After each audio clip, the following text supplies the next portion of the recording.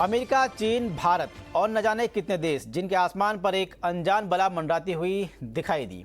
और हम इसे अनजान बला इसलिए कह रहे हैं क्योंकि अब तक इसको लेकर पूरी दुनिया में बहस छिड़ गई है। गुब्बारे की शक्ल में जिस चीज को अब तक हम जासूसी गुब्बारा समझ रहे थे, अब इसको लेकर सवाल खड़े हो गए हैं कि आखिर ये यूएफओ है, ये जासूसी गुब्बारा है या कोई और बला। नमस्कार, स्वागत है आपका स्वदेश आवर में। मैं हूं आपके साथ अनिल राणा। जी हाँ, इस कहानी की पूरी की शुरुआत तब हुई जब अमेरिका के आसमान पर एक गुब्बारा नुमा यंत्र देखने की बात सामने आई। अमेरिकी फाइटर जेट F-22 ने इसे 4 फरवरी को मार गिराया। इसके बाद पिछले 3 दिनों में 3 फ्लाइंग ऑब्जेक्ट मार गिराए गए हैं। पहला अमेरिका के अलास्का में, दूसरा कनाडा के यूकॉन प्रांत में और तीसरा अमेरिका के मिशिगन में। अब अमेरिकी रक्षा विभाग के प्रवक्ता जॉन किर्बी ने कहा है कि ये फ्लाइंग ऑब्जेक्ट स्पाई बैलून के शेप और साइज दोनों में अलग है। स्पाई बैलून की तुलना में इसका आकार काफ़ी छोटा है। वहीं शेप की बात करें तो यूरेक लेक पर गिरने वाला फ्लाइंग ऑब्जेक्ट दिखने में किसी ऑक्टागोनल सिलेंडर जैसा नज़र आ रहा था। अब सवाल यह है कि आखिर जासूसी गुब्बारा नहीं है तो ये बला आखिर है क्या, और क्या अमेरिका पूरी दुनिया से कुछ छिपा रहा है? क्या सच में चीन की सीमा पर भी ऐसा कोई गुब्बारा देखा गया है? तो आज इन्हीं सवालों के साथ करते हैं स्वदेश आवर की शुरुआत। और इस पर चर्चा के लिए हमारे साथ मौजूद हैं हमारे दो मेहमान, जेएसओडी डिफेंस एक्सपर्ट और रविंद्र सचदेव फॉरेन एक्सपर्ट। इनसे बात करेंगे, लेकिन सबसे पहले ये जान लेते हैं कि चीन दूसरे देशों की जासूसी के लिए जो गुब्बारे छोड़ रहा है, ये कहना है जाने माने डिफेंस एक्सपर्ट प्रफुल्ल बख्शी का। आइए आपको भी सुनवाते हैं। देखिए, बलून वाला मामला बिल्कुल क्लियर है। चाइना बलून छोड़ रहा है इंफॉर्मेशन गैदर करने के। बलून से इंफॉर्मेशन गैदर करना बड़ा सस्ता पड़ता है। अगर एयरक्राफ्ट से करोगे या सैटेलाइट से करोगे वो महंगा पड़ता है। कई बार सैटेलाइट्स वहाँ उस एरिया को कवर नहीं कर रही होती, और कई बार सैटेलाइट्स की जो पिक्चर होती है वो क्लियर नहीं होती। कई बार कोई कारणवश कोई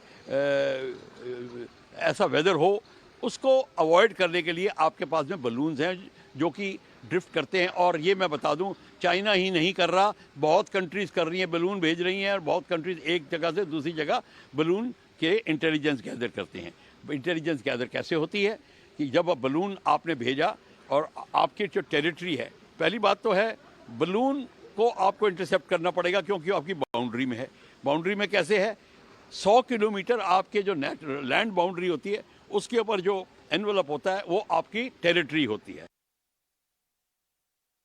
चलिए, हमारे मेहमान जेएसओडी डिफेंस एक्सपर्ट और रविंद्र सचदेव फॉरेन एक्सपर्ट दोनों हमारे साथ जुड़ गए हैं। सर, आप दोनों का बहुत बहुत स्वागत है 18 आवर स्वदेश में। सोडी सर, सबसे पहले आपसे समझना चाहूँगा कि दोनों देशों में बलून चल रहा है, पता नहीं चल रहा है कि कौन जासूसी कर रहा है, कौन सच बोल रहा है, कौन झूठ बोल रहा है। सबसे पहले आपसे ही समझना चाहूँगा कि अगर ऐसी स्थिति आती है तो असलियत होती क्या है? जो ये देश होते हैं अपने आप को सुरक्षित करने के लिए, सेफ साइड में रखने के लिए किस तरह से अपने आप को बचाते हैं? जय हिंद अनिल जी, ये मेरा सौभाग्य है कि मैं आपके न्यूज चैनल विख्यात को पैनलिस्ट के साथ हूं। पिछले साल 5 नवंबर को अमेरिका ने अपनी national security strategy report release की, जिसके तहत यह साफ लिखा हुआ था कि अमेरिका का नंबर 1 दुश्मन चीन है। इसी साल 1 फरवरी को अमेरिका के एयर मोबिलिटी कमांड के जनरल माइकल ए मिनियन ने अपने सैनिकों को चिट्ठी लिखी और लिखा कि 2025 में अमेरिका और चीन का युद्ध होगा और हमें तैयार होना चाहिए। और 2 दिन बाद 3 फरवरी को अमेरिका की खुफिया एजेंसी सीआईए के डायरेक्टर विलियम बर्न्स ने एक टिप्पणी की कि 2027 से पहले यह निश्चित है कि अमेरिका और चीन का युद्ध होगा। और अगले ही दिन 4 फरवरी को ये पहला बैलून गिराया गया अमेरिकी लड़ाकू विमानों ने, जो कि चीन का था। अनिल जी, ये जो बैलून है, ये चीन पहले भी 40 देशों के ऊपर भेजता रहा है, 5 कॉन्टिनेंट्स में।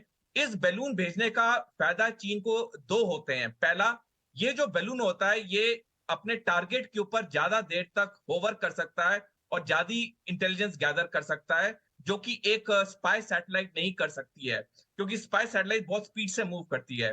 दूसरा, ये जो स्पाई बैलून होता है, इसका जो रेजोल्यूशन, ये हाई रेजोल्यूशन पिक्चर्स को ले सकता है, जो कि बाद में जब उसे कोलेट किया जाता है उसे काफी सैनिक जो जानकारी निकलती है किसी भी देश के लिए। तो हालांकि चीन ने कहा है कि ये उसका जासूसी बलून नहीं था, ये एक मौसम विभाग का बलून था, लेकिन ये बिल्कुल सरासर झूठ है, क्योंकि चीन ने 40 देशों के ऊपर ऐसे बैलून भेजे हैं, भारत के ऊपर भी भेजा था अंडमान निकोबार पे। तो ये चीन के ये जो मंसूबे हैं, ऐसी हरकतों से मंसूबे साफ होते हैं। और ये जो बैलून, आखिरी बात कहना चाहूंगा, ये जो बैलून अमेरिका ने मार गिराया है, ये बिल्कुल एक साफ संकेत देता कि 2027 से पहले ये निश्चित है कि अमेरिका और चीन के ऊपर ताइवान को लेकर युद्ध जरूर होगा, क्योंकि 2027 में चीन में अगले प्रेसिडेंट के इलेक्शंस होने हैं और शी जिनपिंग ने अपने नागरिकों को कुछ बताना है। उन्होंने ऐसा बड़ा क्या किया कि वो अब चीन के चौथी बार राष्ट्रपति बनने के हकदार होंगे। सोडी सर, आपने जो अहम बात उठाई सचदेश, उसी को आगे बढ़ाना चाहूँगा कि क्या वाकई में जो अमेरिका है और चीन है, इनके बीच जंग के आसार हैं, और जिसका एजेंडा कहीं ना कहीं एक तरह से हम पॉलिटिकल मान सकते हैं कि राजनीतिक कारण भी इसके पीछे हैं, जिस तरह से सोडी सर ने बात उठाई, इस बात में कितना दम आपको नजर आता है? अमेरिका और चाइना के बीच में कॉन्फ्लिक्ट आना है, कभी ना कभी बिल्कुल आना है। उसका मेन रीजन ये है कि अमेरिका नंबर 1 एम्पायर है, वो अपने नंबर 1 की पोजीशन चाइना को नहीं देने चाहता। चाइना नंबर 1 एम्पायर बनना चाहता है, इकोनॉमी का, टेक्नोलॉजी का, और चाइना कहता है रोक सको तो रोक लो। अब अमेरिका पूरा प्रयास कर रहा है कि चाइना को सारी टेक्नोलॉजी डिनायल, ये वो, उसके ऊपर से ताइवान का मुद्दा, तो इन दोनों का कॉन्फ्लिक्ट होना तय है। Now coming back to the issue of balloons, देखिए यस, सब देश करते हैं, या कुछ देश हैं जिनकी एबिलिटी है वो बलून्स को इस्तेमाल करते हैं स्पाइंग के लिए, जिसके लिए भी आप कहिए। परंतु इसमें दो चीजें हैं।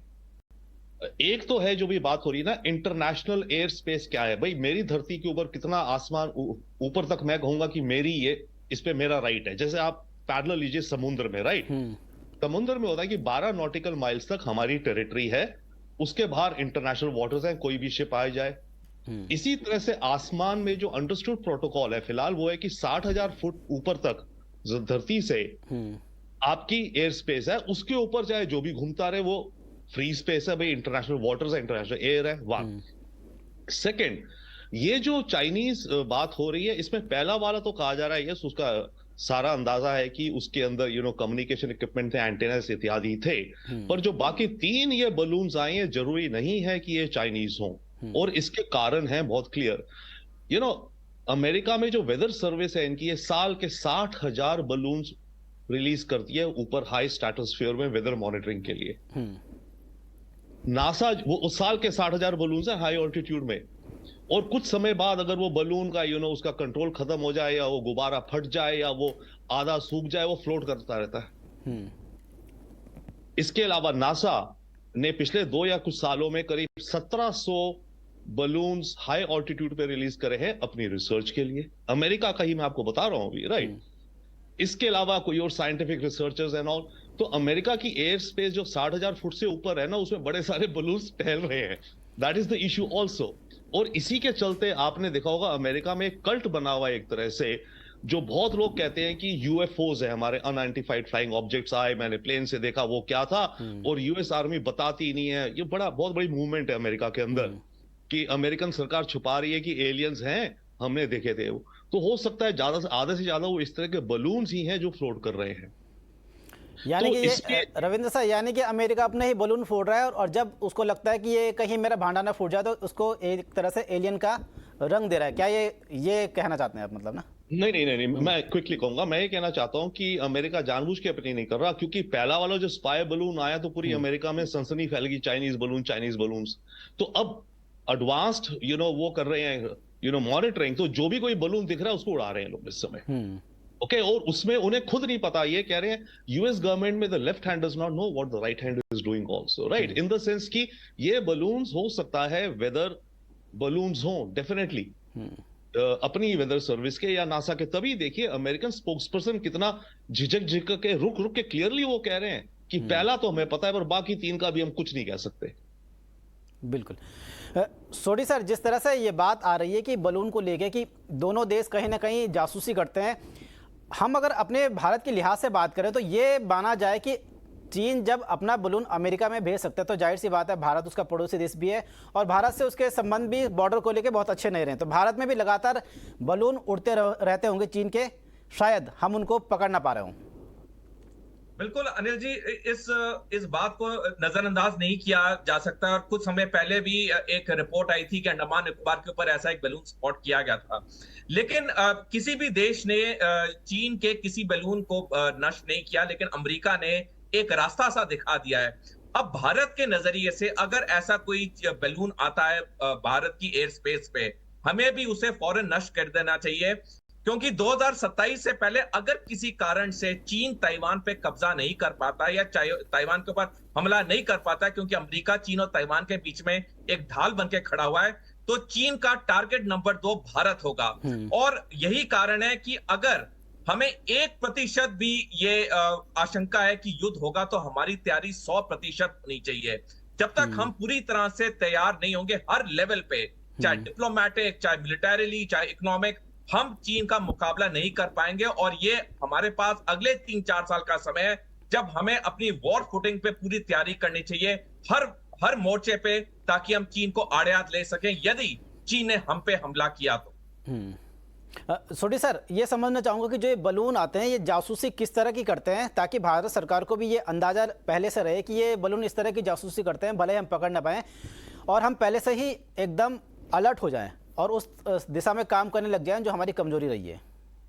अनिल जी, ये जो बलून्स होते हैं इनका जो मेन टारगेट होता है वो होता है सैनिक इंस्टॉलेशन और न्यूक्लियर इंस्टॉलेशंस। और ये बलूनों को वहां भेजा जाता है ताकि, जैसे मैंने पहले बताया, इन बलूनों की 2 मुख्य खासियत होती है। एक, ये टारगेट एरिया के ऊपर ज्यादा देर के लिए रुक सकते हैं, होवर कर सकते हैं। दूसरा, वो हाई रेजोल्यूशन फोटोग्राफ ले सकते हैं, जो कि एक स्पाई सैटेलाइट नहीं ले सकती, क्योंकि स्पाई सैटेलाइट बहुत स्पीड से मूव करती है।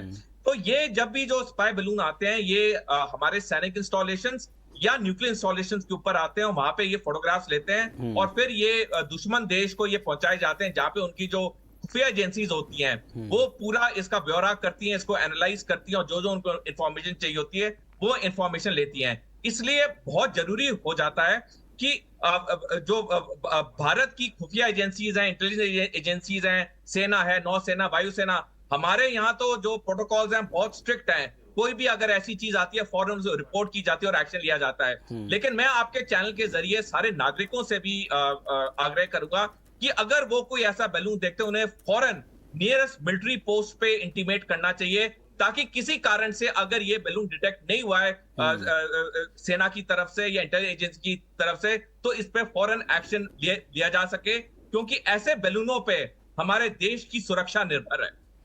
बिल्कुल, ये आपने बहुत बढ़िया बात कही है, ताकि जो आम नागरिक भी है वो अपने देश की सुरक्षा के प्रति एकदम अलर्ट रहें और कभी भी उनको कुछ भी संदिग्ध चीज़ मिले इस तरह की तो वो एकदम सूचित करें, ताकि भविष्य में किसी तरह की हमें कोई दिक्कत परेशानी ना हो। रविंद्र सर, सबसे पहले एक और अहम चीज़ है कि अगर माना जिस तरह से ये बातें चल रही हैं कि गुब्बारे जो हैं चीन के वो जासूसी कर रहे हैं, अमेरिका और चीन के बीच तनाव बढ़ रहा है, ऐसी स्थिति में चीन और अमेरिका के बीच तनातन की स्थिति में भारत को क्या प्लान अपनाना चाहिए? भारत को सबसे पहले तो प्लान ये होना चाहिए, अपनी इकोनॉमी को स्ट्रांग करो, अपने देश के अंदर R&D रिसर्च स्ट्रांग करो, अपनी टेक्नोलॉजीज को स्ट्रांग करो। सबसे पहला, सबसे अर्जेंट मिशन मोड हमारा ये होना चाहिए, क्योंकि अगर हमारी इकोनॉमी अच्छी रहेगी, अच्छी चलेगी, हम R&D तेजी से करेंगे, हम इनोवेशंस अपनी करें, अपने मिलिट्री इंडस्ट्रियल कॉम्प्लेक्स, अपने इंडस्ट्री को स्ट्रेंथन करें, उतना ही हम स्ट्रांगर होंगे। That is one. दूसरी बात, again back to the balloons. देखिए, अभी ये जो इशू क्या है दुनिया में इस समय, जो 60,000 फुट तक का जो माना जाता है आपकी टेरिटरी के ऊपर की आपकी एयर स्पेस है, 60,000 से लेकर के 3 लाख फुट तक का जो इलाका है स्ट्रेटोस्फेयर का, वो ओपन है। एक तो उसमें सब आ जा रहे हैं, जैसे हाई ओशंस में, अब ओशन में कोई Chinese ship bay of Bengal में खड़े होकर स्पाइंग हम पे कर रही हो, हमारे पास क्या लीगल राइट है? कुछ नहीं है। ठीक है ना? तो ये हो रहा है अप टिल 300,000 पे सैटेलाइट्स होते हैं और उसके ऊपर सैटेलाइट्स हैं। तो अभी यूएन का एक कन्वेंशन और एक मीटिंग है कि peaceful use of outer space, उसकी अगले महीने मीटिंग है इसी मुद्दे को लेकर के। पर वो मुद्दा एड्रेस करेगा 3 लाख फुट से ऊपर वाला स्पेस, कि वहां पर क्या रेजीम और प्रोटोकॉल वगैरह हो। राइट? ये जो इलाका है बिटवीन 60,000 से लेके आप मान लीजिए 3 लाख फुट की ऊंचाई तक का, इसका अभी कुछ नहीं है। कुछ देशों ने, यूनाइटेड अरब एमिरेट्स ने कह दिया जी 2 लाख फुट तक मेरा है। न्यूजीलैंड ने भी कह दिया 2 लाख फुट तक मेरा है, मेरी जमीन से 2 लाख फुट मेरा है। पर एक देश की बात कोई नहीं मानता, सब देश आपस में एग्री करेंगे तब माना जाएगा। इस समय देशों की जो एग्रीमेंट है वो है 12 नॉटिकल माइल्स आसमान की तरफ, जो कि 72,000 फुट बनती है। बट कॉन्कॉर्ड था आपका जो 60,000 पे चलता था, तो मोरलेस माना जाता कि 60,000 फुट। उसके नीचे अगर कोई आया तो आप उसको चाहे उड़ा दीजिए शायद, परंतु अगर उसके ऊपर है आप उसका कुछ नहीं कर सकते। फिलहाल इंटरनेशनल लॉ के अकॉर्डिंग आपको नहीं करना चाहिए, क्योंकि सबको राइट है। अब यस, हाँ, चाइना डेफिनेटली ये कर रहा है। कितना कर रहा है? यूएस इंटेलिजेंस से भी कहा है कि चाइनीज बलून्स इंडिया के ऊपर भी आए, वियतनाम के ऊपर भी आए, जापान के ऊपर भी आए, according to the US intelligence, right.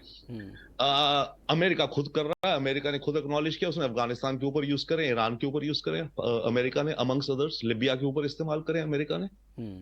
Okay, तो ये स्पाइंग पर्पस से व्हाट आई मीन, तो स्पाइंग पर्पस से ये देश इस्तेमाल कर रहे हैं। अब शायद हो सकता है हम भी कर रहे हो, आई डोंट नो, या हमें करना चाहिए, हमें सोचना चाहिए। तो ये खेल चल रहा है 60,000 से 3 लाख फुट की ऊंचाई पर। बट हाँ, अभी तक जो अमेरिका में गिरे हैं, पहले के अलावा बाकी 3, तभी आप देखिए ना, अमेरिका नहीं तो एकदम इमीडिएटली कहता है चाइना चाइना, नहीं कह रहा है, वो रुक के, वो क्योंकि पता लगाना चाह रहा है कि है कहाँ, ये कौन सा ओरिजिन के थे, क्या था। हो सकता है ये अमेरिकन बलून्स ही हो, अमेरिकन वेदर सर्विस के हों, या नासा के कुछ हों जिनकी लाइफ खत्म हो गई। देखिए, जब लाइफ खत्म हो जाती है बलून की, वो क्या करेगा, आई डोंट नो। ये तो जिस तरह का बलून बना उस पर डिपेंड करेगा, गैस फिल्ड था, क्या था, वो वैसे ही फ्लोट कर रहा है यहाँ पे। तो ये इस तरह के डेफिनेटली होने के चांसेस मुझे ज्यादा दिखते हैं। ये बाकी 3 चाइनीज नहीं है जो मुझे लग रहा है इस समय। बिल्कुल।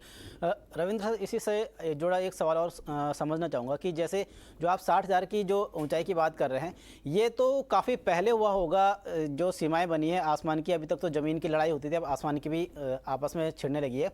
लेकिन अब टेक्नोलॉजी बदल गई है, हाईटेक टेक्नोलॉजी हो गई है। क्या आपको लगता है कि जिस तरह से तमाम देश मांग कर रहे हैं, कोई 2 लाख से ऊपर का, कोई 3 लाख के आसपास का, अब इस मांग पर भी गौर कर देना चाहिए और जो हवाई सीमा है उसको बढ़ाने का वक्त आ गया है?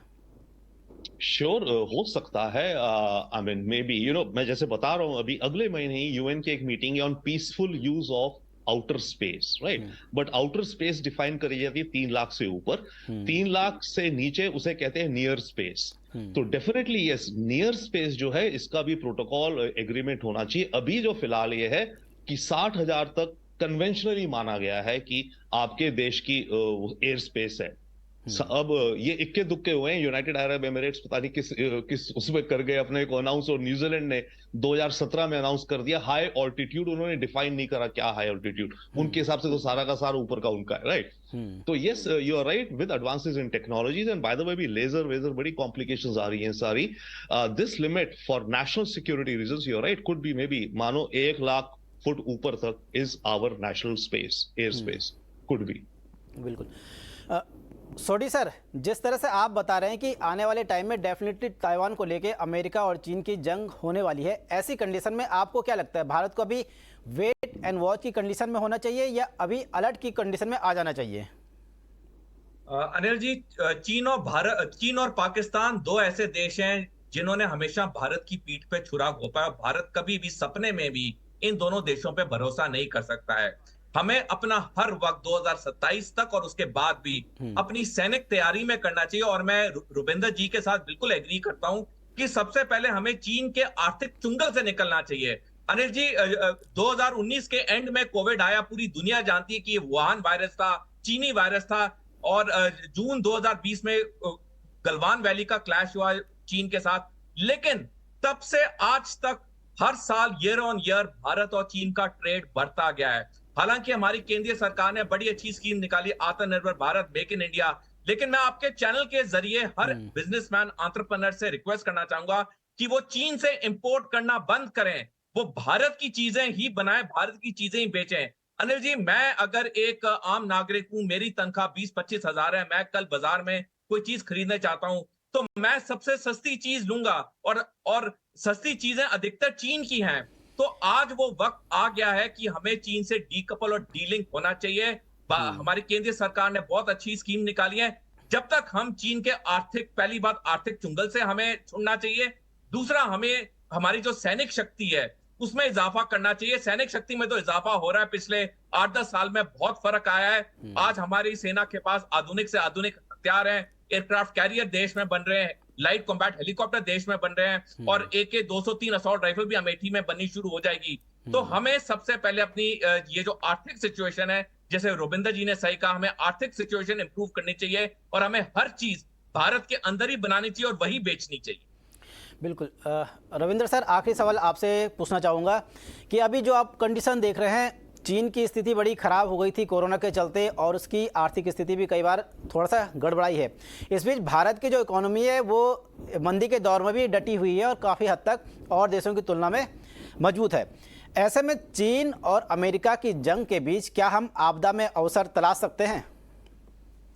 Great question. हमें बिल्कुल बिल्कुल बिल्कुल बिल्कुल बिल्कुल हमें यही माइंडसेट रखना चाहिए और हमें अवसर खींचने चाहिए। पर हमें एक चीज याद रखनी चाहिए, अगर चाइना की इकोनॉमी डाउन जाती है तो पूरी दुनिया की ग्लोबल इकोनॉमी भी डाउन जाएगी sir. Okay, which will include indirectly हमारी और अमेरिका सबकी economy, bye the way. But ये बात नहीं है कि हम कहें कि चाइना की इकोनॉमी जरूर बढ़े, हम प्रेयर करें।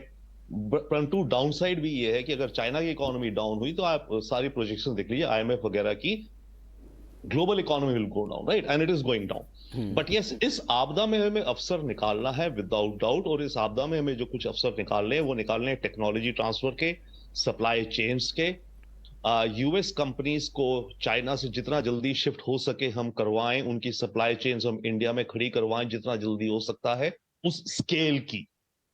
देखिए, चाइना के पास एडवांटेज रहता है स्केल का, ईज ऑफ बिजनेस इन अ वे। चाहे कम्युनिस्ट डिक्टेटरशिप है तो हाँ बोल दिया तो सारे परमिशंस डन, राइट, और स्केल। तो वो चीजें, ease of business and scale and infrastructure, वो घिसी-पिटी चीजें हैं, वो हमें तेजी से बढ़ानी चाहिए।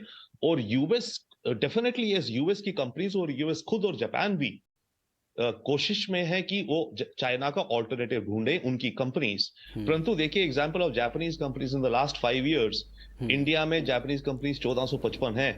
पिछले 5 सालों में 6 नई आई और 5 इंडिया से बोरी बिस्तर बांध के चले गई। तो नेट 1 आई है पिछले 5 साल में, राइट, जापानीज कंपनीज।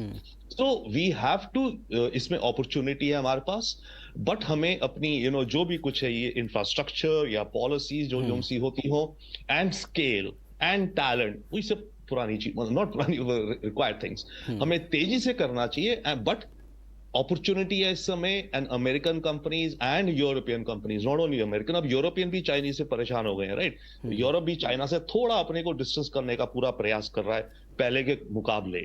तो हम यहाँ हम इतनी बड़ी मार्केट है, हम इतनी बड़ी पॉपुलेशन है, हम चाइना से ज्यादा बड़े हो गए। आई थिंक अगले 1-2 महीने में will be the largest population in the world, right.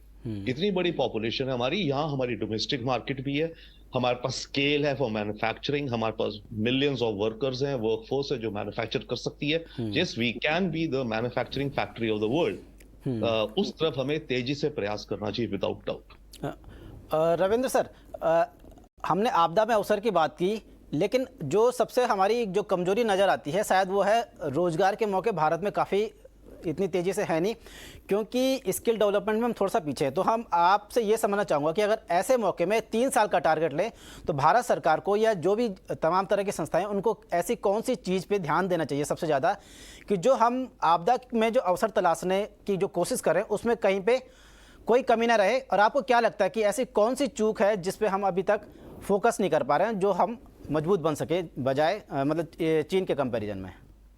देखिए, मैं चूक नहीं कहूंगा, बट प्रयास तो सब तरफ चल रहे हैं। बट 2 चीजें मैं कह सकता हूं अगर इस आपदा में हमें अवसर ढूंढना है। एक तो हमें एक वर्कफोर्स टास्क फोर्स बना देनी चाहिए बिजनेसमैन की, इंडिया के, ओके, और वो जाकर के ढूंढे अपॉर्चुनिटीज अमेरिकन कंपनीज के साथ, जापानीज कंपनीज के साथ, जिनके चाइना में सप्लाई चेन्स वगैरह, उन्हें बोले भाई आप हमारे पास आओ, एक उस लेवल पे, राइट। दूसरा, आपने जो very rightly said, our workforce skill. अब हम अपनी वर्कफोर्स को कैसे ट्रेन करें? जर्मनी में बाय द वे एक बड़ा अच्छा सिस्टम होता है अप्रेंटिसशिप का, राइट, जो कॉलेज नहीं होता बट अप्रेंटिस होते हैं, तभी जर्मन इतने अच्छे इंजीनियर्स और प्रिसीजन इंडस्ट्री है, राइट। हम उस तरह का कुछ सिस्टम डेफिनेटली यहाँ कर रहे हैं, वोकेशनल ट्रेनिंग वाला, बट हमें उसे ओरिएंट करना है वेरी फास्ट टुवर्ड्स की इंडस्ट्री जहां फोकस करना चाह रहे हैं। जैसे इलेक्ट्रॉनिक्स में करना चाह रहे हैं, उसमें हमारी PLI स्कीम्स है, राइट। तो वर्कफोर्स को उस तरफ तैयार करें, डिफेंस इंडस्ट्री की तरफ तैयार करें, हेल्थ और बायोटेक की तरफ तैयार करें। तो 2 ट्रैक्स पे मेरे ख्याल से हमें प्रयास करना चाहिए। एक तो marketing and business development by our business CEOs, okay, in partnership with the government of India. भाई, गवर्नमेंट प्रमोट करे। अमेरिका कैसे दुनिया बिजनेस करता है? अमेरिकन सरकार ही तो अमेरिकन बिजनेस को प्रमोट करती है। तो हमारी सरकार भी करती है, नो डाउट, बट हमारी सरकार को और ज्यादा हो रखी है प्रोएक्टिव, और ज्यादा हो जाना चाहिए। एक मिशन मोड में मान लीजिए, हो सकता है ऑलरेडी हो भी रहा हो जो हम बातें कर रहे हैं। दूसरा is on the level of the workforce, but issue ये है कि फ्यूचर की स्किल्स जो रिक्वायर्ड है कुछ कह नहीं सकते। आज की दुनिया में आपका चैट जीबीटी आ गया, पूरी की पूरी कंटेंट एडवर्टाइजिंग इंडस्ट्री ठप बैठ जाएगी। कौन सी एआई कहां से कहां ले जाएगा, वी डोंट नो। तो हमें कॉन्स्टेंटली अपनी वर्कफोर्स को अपॉर्चुनिटीज देनी चाहिए ऑफ रीस्किलिंग, अपस्किलिंग। ओके, छोटे छोटे कोर्सेज हो, 3-3 महीने के हो, टारगेटेड कोर्सेज हो, as freely as possible available हो, कोई भी हो, एनकरेज करो। किसी भी एरिया में तुम्हें जाना, 3 मंथ का ये मॉड्यूल करो अपने आप, open university kind of thing, right? बिल्कुल, अपना रास्ता ढूंढो। I mean that's essentially what has to happen. बिल्कुल रविंद्र सर, आपने बहुत इंपॉर्टेंट बात बताई, ताकि अगर वाकई में हम हर शख्स, हर भारतीय नागरिक इन चीज़ों पे ध्यान दे और छोटी छोटी स्किल डेवलपमेंट के कोर्स लगातार करते, तो आने वाले टाइम में जितने भी जो स्किल डेवलपमेंट वाली चीज़ें हैं उनमें हम आसानी से ग्रोथ कर सकते हैं। सोडी सर और रविंद्र सर, आप दोनों का हमारे कार्यक्रम में जुड़ने के लिए बहुत बहुत शुक्रिया, बहुत बहुत धन्यवाद। Thank you. तो फिलहाल इस बुलेटिन में इतना ही। देश और दुनिया की तमाम खबरों को देखने के लिए बने रहिए 18 आवर स्वदेश के साथ।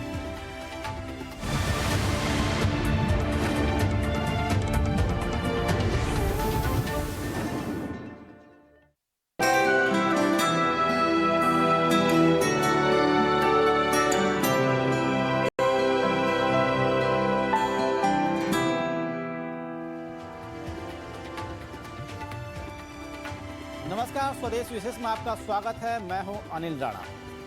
वो गजल तो आपने सुनी होगी कि होश वालों को खबर क्या, बेखुदी क्या चीज़ है, इश्क कीजिए फिर समझिए ज़िंदगी क्या चीज़ है। तो आज इश्क का दिन है, आज ज़िंदगी को समझने का दिन है। वैसे तो हर दिन ही प्यार का दिन है और भारत में इस बात को लोग मानते भी हैं, मगर आज के दिन पर कुछ प्रेम की कुछ खास मुहर लगी है। तभी तो आज के प्रेम के दिन को लोग वैलेंटाइन डे के तौर पर मनाने लगे हैं और पिछले कुछ सालों से ये दिन कुछ ज़्यादा ही सेलिब्रेट हो रहा है, जिसको लेकर प्रेमी प्रेमिकाएं ही नहीं, बाज़ार गलियां भी उमंग में हैं। और ये तैयारी आज की नहीं, काफ़ी पहले से की जाती है। प्यार करने वालों से ज़्यादा तैयारी तो मार्केटिंग वाले, एडवर्टाइजिंग वाले, ब्रांडिंग करने वाले कर चुके हैं। कभी कभी तो ये लगता है कि ये प्यार का दिन है या कारोबार का दिन है, या ये प्यार के कारोबार का दिन है। खैर, जो भी हो, आज का दिन का अंदाज है वो कुछ अलग ही है और इसीलिए आज के शो में हम प्यार की बात भी करेंगे, जवां दिलों के धड़कनों की धड़कन भी सुनने की कोशिश करेंगे और प्यार के कारोबार को भी समझेंगे। लेकिन सबसे पहले आपको दिखाते हैं एक तस्वीर, जरा देखिए।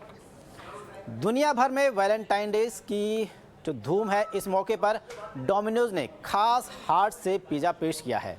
इस पिज़्ज़ा को देखकर ऐसा मन कर रहा है कि इसे न खाएं, बस निहारते रहें।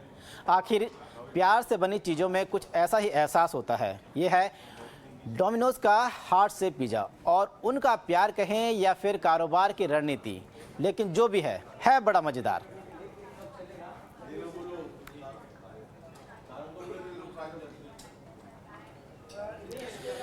तो देखा आपने दिल की तरह बना हुआ पिज़्ज़ा, जिसे देखकर दिल गदगद हो गया। खैर, बढ़ते हैं आगे। वैलेंटाइन डे के मौके पर पिज़्ज़ा के अलावा फूलों की भी काफ़ी डिमांड है। फूलों की डिमांड किस तरह है, साथ ही डिमांड बढ़ने से दाम में सामान्य से ज़्यादा तेज़ी आ चुकी है। इस पर हमारे सहयोगी विश्व मोहन दादर की फ्लावर मंडी पहुंचे, जहां उन्होंने जायजा लिया और अलग अलग तरह के फूल विक्रेताओं से बातचीत भी की। जरा सुनते हैं। वैलेंटाइन डे के मौके पे मैं हूँ मुंबई के सबसे बड़े फूल मंडी, जो होलसेल मंडी है, सबसे बड़ी फूल मंडी है, वहाँ पर हूँ। किस तरह की डिमांड होलसेल में है ये जानने की कोशिश करते हैं और किस तरह के फूलों की डिमांड आज सबसे ज़्यादा है। सर, किस तरह के फूलों की डिमांड आज सबसे ज़्यादा देखने को मिल रही है? आज के दिन में स्पेशली रोजेस का ज़्यादा इम्पोर्टेंट है, तो रोजेस का डिमांड ज़्यादा होता है। बाकी सर, पिछले हफ्ते और इस हफ्ते के प्राइसेस की अगर बात करें तो क्या ज़्यादा उछाल देखने को मिला है क्या? डेफिनेटली ज़्यादा डिफरेंस रहता है, क्योंकि लास्ट वीक इतना डिमांड नहीं था बिकॉज ऑफ वैलेंटाइन डे और रोज़ डे। आज रोज़ की डिमांड ज़्यादा है। ओके, वैलेंटाइन के अलावा शादियों का भी सीजन चल रहा है, तो ओवरऑल फूलों की डिमांड किस तरह की है और किस एज ग्रुप के लोगों की तरफ से ज़्यादा डिमांड आ रही है? बेसिकली ये जो जनवरी फरवरी जो रहता है शादी का वेडिंग सीजन रहता है तो कट फ्लावर जो डेकोरेशन के जो फ्लावर्स इस्तेमाल करते हैं उसका डिमांड ज़्यादा रहता है, तो उसका रेट्स कंपैरेटिवली 2 महीना ज़्यादा अच्छा रहता है। अभी एक 15 तारीख के बाद अप्रॉक्सीमेटली शादी का तीज उतना रहता नहीं है, तो उसका डिमांड ऑटोमेटिकली कम हो जाता है और प्राइजेस डाउन हो जाते हैं। तो आप लोग को फूल कहाँ से आते हैं, कहाँ से सप्लाई होती है, अगर रोजेस की अगर बात करें और बाकी फूलों की बात करें? बॉम्बे में देखा जाए तो ऑल ओवर इंडिया से सप्लाई होता है, लेकिन स्पेसिफिकली देखा जाए तो 70 to 80% लोकल में आता है। लोकल महाराष्ट्र के जो प्रोडक्शन है उधर से ही आता है। सातारा, सांगली, कोल्हापुर, पुणे, तळेगाव इधर से ज़्यादा प्रोडक्शन आता है। तो ये फूल के होलसेल कारोबारी है, इनका कहना है कि पिछले हफ्ते के मुकाबले 2 गुना से भी ज़्यादा दाम बढ़ गए हैं और ख़ासकर इस हफ्ते में जो वैलेंटाइन वाला ये हफ्ता है, यहाँ पर रोजेज़ की डिमांड ज़्यादा रहती है। हालांकि शादियों की डिमांड काफ़ी ज़्यादा है, इस वजह से भी इस बार फूलों के दाम काफ़ी ज़्यादा है। चलिए, वैलेंटाइन डे के मौके पर इस कार्यक्रम को आगे बढ़ाते हैं और बात करते हैं। हमारे साथ 2 खास मेहमान जुड़ गए हैं, सुजीत कुमार मिश्रा, को फाउंडर और CEO विनी, और साथ ही Amit Chawla, F&B director, hotel crown plaza.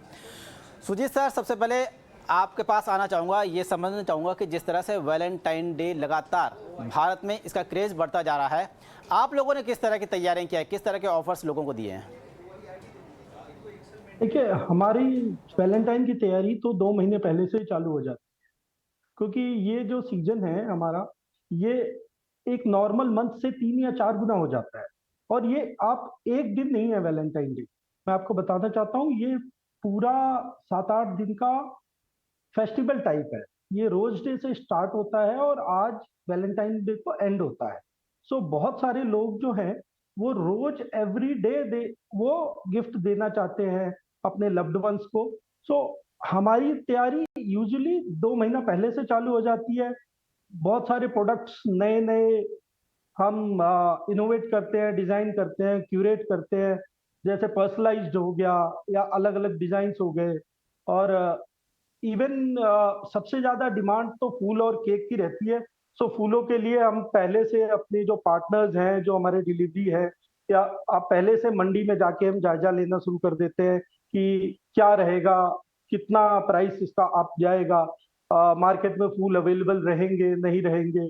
सो और उसके अलावा बहुत सारा marketing techniques, coupon, offers, discounts हम चलाना शुरू कर देते हैं 1-1.5 महीने पहले से, सो दैट एक मार्केट का एक सर्टेन वो बना जाए, बनता रहे, एक हाइप सा क्रिएट हो। और डेफिनेटली आजकल ये हो गया है कि वेस्टर्न इन्फ्लुएंस के कारण और ये जो नेक्स्ट जनरेशन है, जेन जी, ये बहुत ज्यादा इंटरेस्ट लेने लगी है इस पूरे उसको सेलिब्रेट करने के लिए। क्योंकि जो बाकी त्योहार है वो तो वो मोर ओवर एक फैमिली टाइप मनाए जाते हैं, पर ये तो एक इंडिविजुअल रिलेशन टाइप हो जाता है। इसलिए इसकी तैयारी राउंड अबाउट 2 महीना पहले से शुरू करते हैं। अमित जी, आपके पास आना चाहूँगा, ये समझना चाहूँगा कि होटल इंडस्ट्री को लेकर किस तरह की आप लोगों ने तैयारियां की है और कितना जो डिमांड इस सीजन में बढ़ जाता है, खासकर आज के दिन? नमस्कार। तो डिमांड तो डेफिनेटली इस सीजन में इंक्रीज हो ही जाती है। शादियों का भी सीजन है, काफी शादियां भी होती हैं इस टाइम पे, बट हमारा जो ओवरऑल प्रोजेक्शन और जो तैयारी होती है वो खाली कपल्स के लिए नहीं है, बट हम लोग फैमिलीज की तरफ भी पूरा ध्यान रखते हैं। जैसे कि आज हमारे तीनों रेस्टोरेंट में कुछ ना कुछ अलग हो रहा है। जो हमारा इंडियन रेस्टोरेंट है वहाँ पे हम लोगों ने गजल नाइट किया है, जहाँ पे हमारे जो शेफ हैं वो एक इंडियन पंजाबी कुजीन का एक सेट मेन्यू हम लोगों ने तैयार किया है, जो कि जितने भी गेस्ट आएंगे उनको सर्व किया जाएगा। मोज़ैक में जो हमारा ऑल डे डाइनिंग रेस्टोरेंट है, वहाँ पे शेफ ने एक बहुत ही लैविश बुफे स्प्रेड तैयार किया है, जो कि स्पेशली, और मोज़ैक की खासियत ये है कि यहाँ पे सिर्फ कपल्स नहीं बट पूरी फैमिली आती है एंजॉय करने के लिए। सो बच्चों के लिए भी कुछ है, बड़ों के लिए भी कुछ है, और जो बुजुर्ग आते हैं उनके लिए भी कुछ ना कुछ शेफ ने वहाँ पे तैयार किया है। तो इन तीनों चीजों को ध्यान में रखते हुए वहाँ का मेन्यू तैयार हुआ है। जो लोग बाहर की कुजीन्स एंजॉय करना चाहते हैं उनके लिए हमारे पास चाओ बेला रेस्टोरेंट है, जहाँ पे हमारे 2 सेट मेन्यूज हैं, एक इटालियन है और एक चाइनीज है। तो इस तरीके से सबको ध्यान में रखकर एक पूरा पैकेज तैयार किया जाता है वैलेंटाइन्स के लिए, ताकि हर एज ग्रुप के गेस्ट आके हमारे साथ डिनर करें, एंजॉय करें, अपना फैमिली टाइम व्यतीत करें। जी।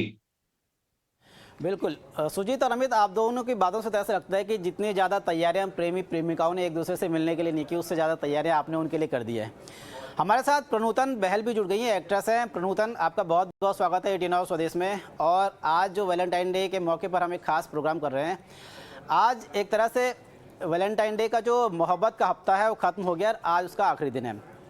कहते हैं कि आज के दिन जो प्रेमी जोड़े हैं बड़े शिद्दत से इंतजार करते हैं कि ताकि ये दिन उनके लिए माकूल रहे, आसान रहे इस दिन अपने प्यार का इजहार करने के लिए। एक टाइम था जब, आज तो डिजिटल हो गया है, अब दौर पता नहीं किस तरह से लोग अपने प्यार का इजहार करते होंगे, लेकिन एक टाइम था जब लोग गुलाब के फूल को संजो के रखते थे, काफ़ी टाइम बाद, काफ़ी इंतजार के बाद इस दिन का इंतज़ार करते थे और अपने प्यार का इजहार करते थे। आपसे समझना चाहेंगे कि आज आपको किस तरह से लगता है कि ये जो नया तरीका है, डिजिटल दौर है, और ये कितना आसान हो गया है आज का दिन प्यार के इजहार करने के लिए, और कितना महंगा भी हो गया है? कितना क्या हो गया है?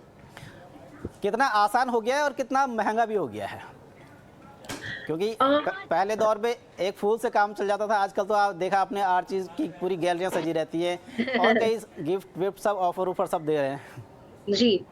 नहीं, डेफिनेटली आसान तो हो ही गया है, क्योंकि पहले आपको मिलना पड़ता था और अब सब टेक्स्ट मैसेज पे हो गया है, तो डेफिनेटली आसान हो गया है। लेकिन आई फील कि एफर्ट होता है, और अगर आप किसी को एफर्ट दिखाएंगे, चाहे वो डिजिटली हो या आमने सामने हो, तो at least for me that's what matters, that कि आप एफर्ट दिखाओ और कुछ जेस्चर्स करो जो मेरे चेहरे पे एक स्माइल लेके आए, और I think that's what love is. हाँ, और महंगा तो हो ही गया है, लेकिन महंगा आई थिंक पहले भी था। आई थिंक पहले भी लोग एक दूसरे को वो टेडी बेयर्स और कार्ड्स गिफ्ट करते थे, तो हाँ शायद बढ़ गई है महंगाई, लेकिन हाँ गिफ्ट्स का कल्चर तो काफी आई थिंक टाइम से चल रहा है। बिल्कुल।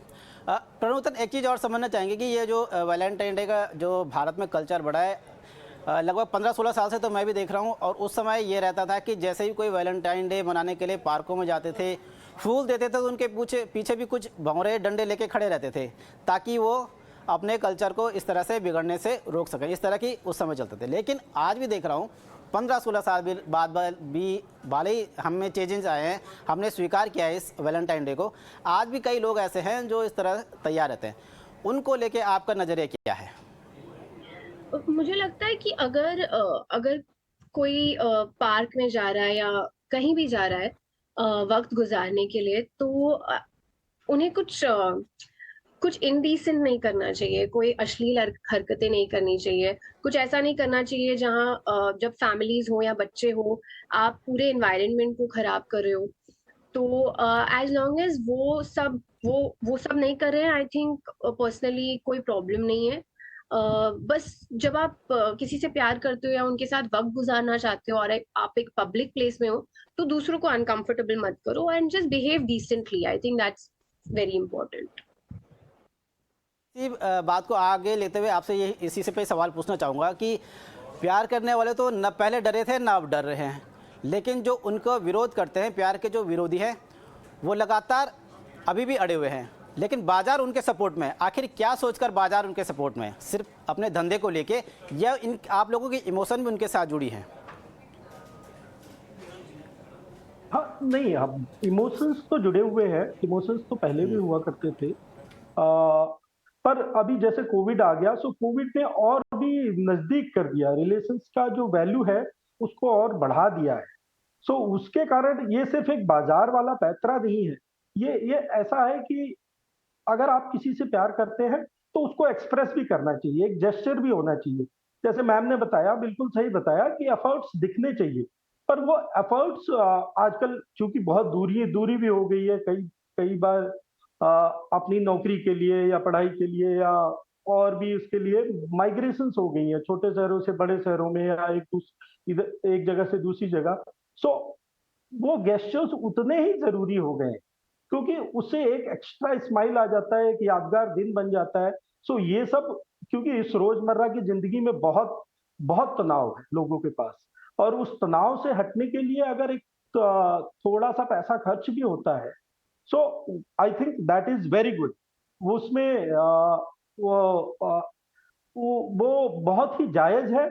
और ये मतलब मार्केट या बाजार नहीं है, इसमें क्या है कि बहुत इवॉल्व सिस्टम बहुत इवॉल्व हो गया है। अब आजकल लास्ट माइल डिलीवरीज आ गई हैं और इतने सिस्टम्स बन गए हैं। तो मोबाइल का पेनिट्रेशन बढ़ने से लोगों के पास वो सारी सुविधाएं आ गई। सो उन सुविधाओं का यूज करके अगर हम थोड़ा सा एक प्यार भरा लम्हा जी सकते हैं, तो उससे अच्छा क्या हो सकता है। और ये जो एक हफ्ता है, ये पूरा साल तो आता नहीं है, क्योंकि प्यार करने की कोई उम्र तो नहीं होती, जताने की भी उम्र नहीं होती।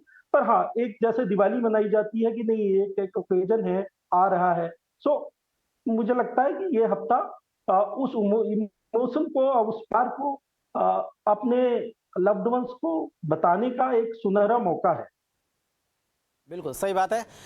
हमारे साथ Gaurav Chauhan, managing director GC event के जुड़ चुके हैं। गौरव, आपका बहुत बहुत स्वागत है।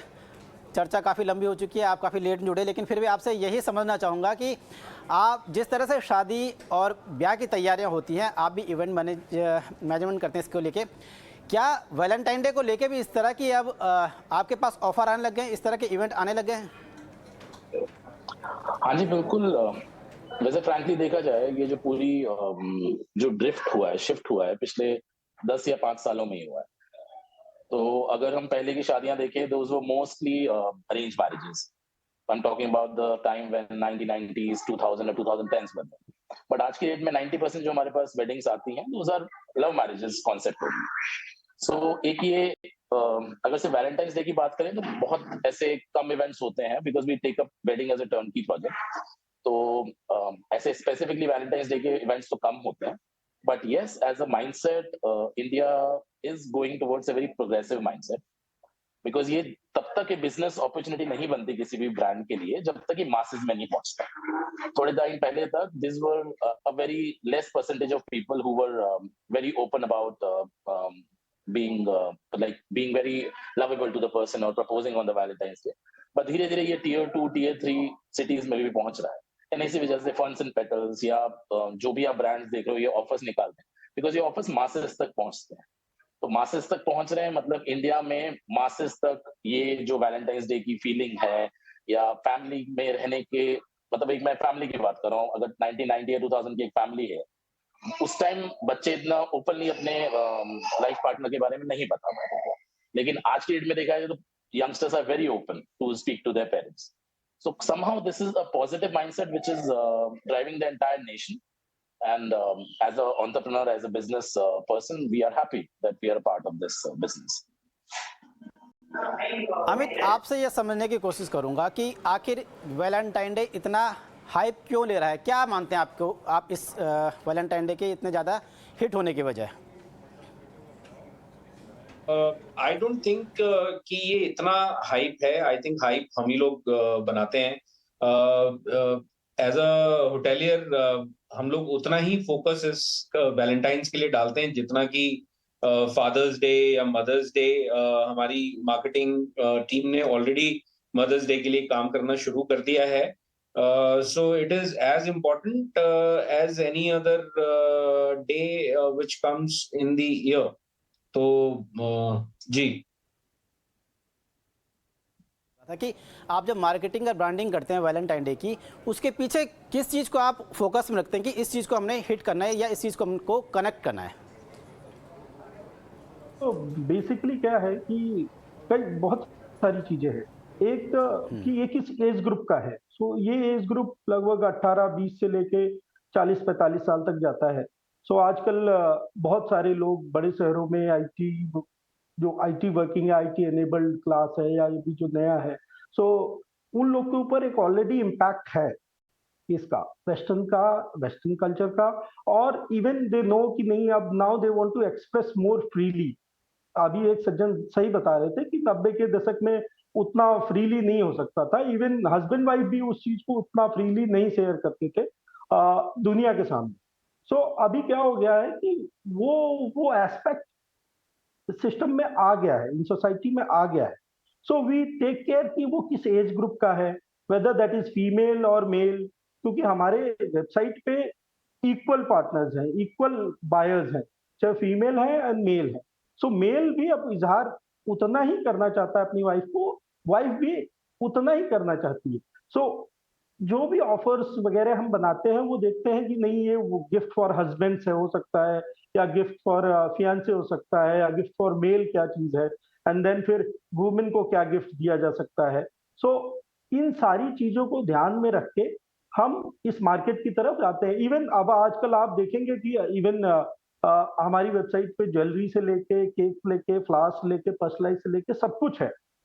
सो हमें सारे प्रोडक्ट्स को प्रमोट करना पड़ता है, और वो ऐसे प्रमोट करना है this is for female, this is for male, and वो एकदम सेग्रीगेट होता है। सो व्हेन अ वेबसाइट पे जब कोई भी आता है, so that you can figure out कि ये किसके लिए देना है, एंड किस एज ग्रुप के लिए देना है।